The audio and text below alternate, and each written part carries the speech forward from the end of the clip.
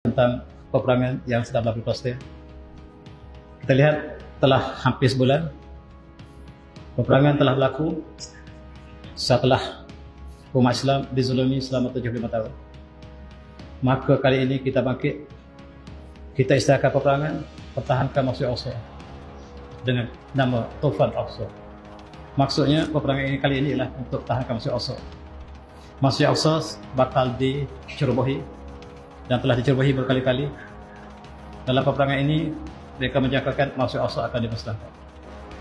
Dan ini telah diketahui oleh pemimpin-pemimpin pejuang-pejuang Palestin, khususnya di Gaza, dan mereka turun dengan kalimah an-nasr atau syahadah, menang ataupun syahid.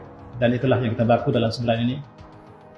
Mereka telah menulis syahid, ada sedang menunggu untuk menerima syahid, dan mereka sedang bercita-cita untuk mendapatkan ganjaran yang agung ini. Dan dalam konteks ini, dalam satu hadis Rasulullah bersabda yang dibawakan oleh Imam Ahmad, Rasulullah bersabda, "Izza fasad al-syam fala kharbikum walan tazal tabtum min ummati mansurin la yadhum man khadahum hatta yaqmasah atau kama qala." Apabila rusak penduduk Syam, maka tidak ada sebarang kebaikan pada kamu lagi. Rasulullah menyebut Syam ialah satu wilayah yang besar yang sekarang kita panggil Palestin, Syria, Jordan, Lebanon, dan sebahagian Iraq. Ini kita panggil Syam satu masa dulu. Rasulullah merujuk pada Syam seolah-olah Syam adalah pertahanan Islam terakhir.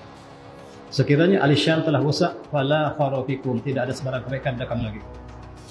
Tetapi Rasulullah mengatakan, walan tazalu tafatun min ummati mansurin, dan sentiasa ada sebahagian kecil daripada umatku yang mereka sentiasa berjuang, mereka ditolong oleh Allah SWT. La yadhum man hadhum hatta tamusah, tetapi tidak ada sebarang darurat, tidak ada masalah kalaulah orang lain tidak menyokong mereka. Allah yang berikan pertolongan mereka. Dan Rasulullah berjanji bahawa setiap masa dan ketika mesti ada satu kumpulan yang berjuang di atas kalimah Allah. Allah berikan pertolongan, tetapi orang lain tidak sokong mereka. Siapakah mereka? Kita lihat dalam perjuangan hari ini, siapakah yang menyokong perjuangan Islam dan siapakah yang menentang. Seluruh dunia, kita lihat separuh dunia yang warna biru ialah mereka yang bersama dengan New World Order, Amerika, Kesatuan Eropah, NATO, Israel. Mereka bergabung dan untuk menghancurkan umat Islam di Palestin.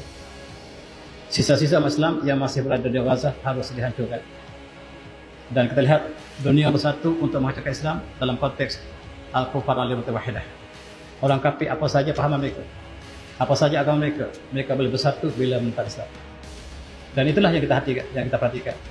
Warna birunya melampaui separuh dunia yang menentang Islam, tetapi yang menyokong Islam hanyalah beberapa buah negara yang ditandakan dengan warna merah di sini. Alhamdulillah negara kita ditanda merah. Adapun negara lain masih berkecuali ataupun sudah berpihak, tetapi ketika peta ini dibuat pada awal peperangan yang lepas pada 7 Oktober, gambarannya mereka masih belum berpihak, tetapi sekarang sebahagian mereka telah berpihak. Kita lihat, inilah kesatuan Al-Kufar. Al-Kufar al-Mutawahidah yang dipimpin oleh US, NATO, Kesatuan Eropah, dan seluruh gabungan mereka. Mereka lah tentera azab moden. Mereka lah tentera azab moden. Mereka lah yang menguasai bangsa satu.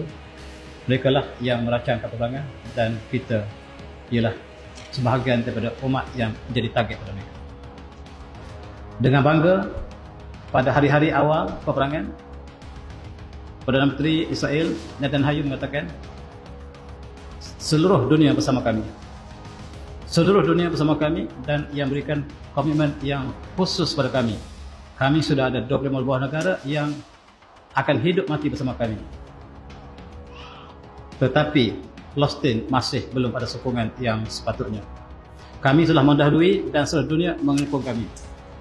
Dengan angkuh dia menyatakan demikian. Peperangan sedang berlaku, dan apa yang dilakukan, apa yang berlaku di luar perjangkaan mereka.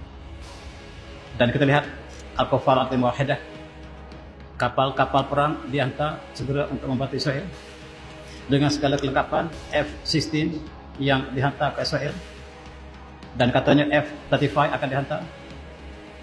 Dan kemudian kita lihat ini kereta kebal yang terbaik yang mereka sebut sebagai Merkava, dan harganya berjuta-juta dan penuh di Israel dihantar oleh gabungan mereka. Tetapi umat Islam yang diperangi, kita dihalau keluar daripada Gaza. Gaza dibom sebagaimana tuan lihat dalam sejarah 2 minggu lepas. Kemudian tidak ada sebarang air, tidak ada makanan, tidak ada bahan api, elektrisiti dipadamkan, dan mereka berikan tempoh kita 24 jam supaya keluar daripada Gaza. Gaza ialah sebesar kelang ini, sebesar ulu kelang ini, dan seperti penjara yang dikepung oleh Israel, laut dan juga jiran mereka Mesir yang tidak mesra dengan mereka. Mesir lebih mesra dengan Israel berbanding mereka. Dan apabila mereka dirundung malam, pintu patah atau pintu Rafah yang satu-satunya lah masuk ke Gaza telah ditutup, tidak dibuka sampai hari ini. Walaupun diberikan sedikit demi sedikit lori untuk masukinya, tetapi atas hakikatnya mereka masih tutup. Dan kita lihat betapa umat Islam bukan saja diperangi oleh Al-Kufar, tetapi sebahagian daripada umat Islam. Itu nasib kita ini. Pasal lagi membawa anak-anak, membawa pakaian yang hanya selas pinggang, dan kita terpaksa lagi ke selatan. Mereka ingin bawa kita masuk ke Sinai supaya rancangan mereka Gaza akan ditukar menjadi negara Israel dan akan dibangun bangunan sebagai bandar yang akan dibina di bawah Israel. Orang Gaza tiada hak untuk hidup di Palestin. Apakah kita merasakan sakit apa yang dirasai oleh saudara kita, anggota badan kita sendiri? Tuan-tuan, bukan saja mereka bom dengan senjata yang hebat, mereka menggunakan tungsten, mereka menggunakan fosforus, mereka menggunakan radioaktif untuk menghancurkan sakit baki kanak-kanak, orang dewasa dan sebagainya. Dan itulah yang mereka ingin, musnahkan seluruh umat Islam, dan mereka akan bangunkan Gaza sebagai kota Israel. Sekarang kami minta supaya Sinai, tempat yang hanya ada padang pasir, ada sedikit pokok, disinilah tempat baru kediaman orang Gaza. Dan untuk tujuan tersebut Mesir akan diberikan insentif yang banyak, rasuah yang banyak, dan segala hutang Mesir akan dilupuskan oleh US, termasuklah hutang dengan IMF akan dilupuskan. Dan mereka telah melobi seluruh umat Islam supaya bersetuju orang Gaza dipindahkan ke tempat baru ini yang tidak ada sebarang tamadun. Umat Islam negara Arab lebih mesra dengan Israel berbanding dengan Palestin. Bahkan mereka meletakkan Gaza, pejuang-pejuang Hamas, sebagai pengganas. Dan sekarang mereka sedang attack Masjid Al-Aqsa. Sebelum peperangan berlaku, mereka telah membawa jentalak yang besar untuk menghapuskan Masjid Al-Aqsa kita. Madinah akan jatuh sebab sekarang mereka ingin mengambil Madinah. Madinah kononnya mereka mengatakan bumi kami. Sebab moyang kami nama Bani Qanuqa, Bani Faruzah, Bani Nadir, Bani Khaybar berada di Madinah. Sekarang tiba masa untuk kami mengambil Madinah selepas kami selesaikan di Palestin.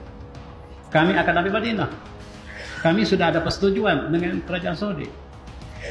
Tuan-tuan pergi ke Madinah hari ini, pergi ke Masjid Nabawi, kita tengok ada orang sepakat pendek yang ketika kita solat di Masjid Nabawi, mereka sedang membeli emas di depan Masjid Nabawi. Itu bukan umat Islam, itu Yahudi. Kalau kita jumpa dengan mereka, kita sebut Assalamualaikum, mereka sebut Shalom. Maksudnya orang Yahudi. Kota mereka ada 8 km daripada Masjid Nabawi. Tuan-tuan pergi lihat dengan mata kepala sendiri, kota yang dibina oleh Saudi untuk seluruh penduduk dunia. Dan lebih-lebih lagi Yahudi mengambil kesempatan untuk tinggal di pinggir Madinah sebab mereka mengatakan Madinah lah bumi moyang kami. Pohon-pohon tamar yang ada di Madinah itu sebahagiannya memang moyang kami yang tanam. Perigi yang digunakan satu masa dulu, moyang kami yang gali. Itulah yang mereka dakwa. Dan kalau jatuh Jerusalem, Madinah akan jatuh. Bukan saya kata, Erdogan kata.